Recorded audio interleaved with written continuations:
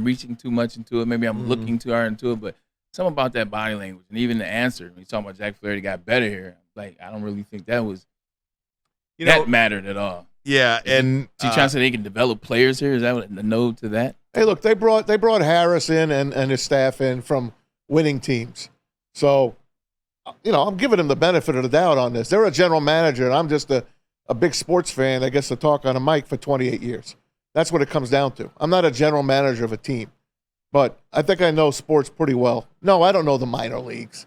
I don't know what those poor guys go through, what they toil every day and get paid minimal. I don't know any of that. I just know that nothing has worked here in the past 10 years. That's all I know.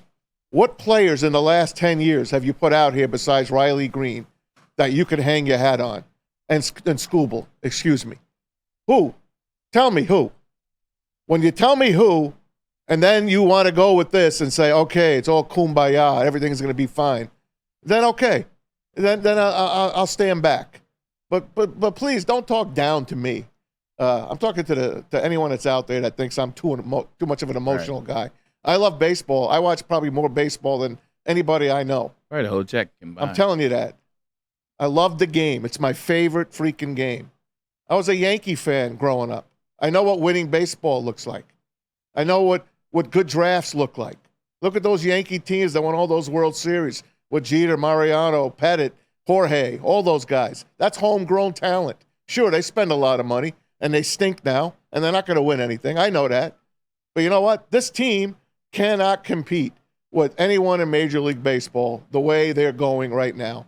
There is no superstar out there on this team. There's no one to hang your hat on. That's all I'm saying.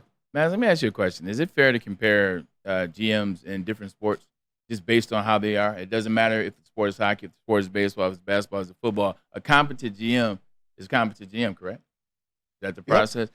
When you have enough of a time, you can see what a GM is. This is what year for Scott Harris? 2? This is year 2 or 3? 2.5? Yeah. He's been here since 22. 22, so this is his second trade deadline? Year. I asked that question to say not everybody was sure of Brad Holmes in year 1, right?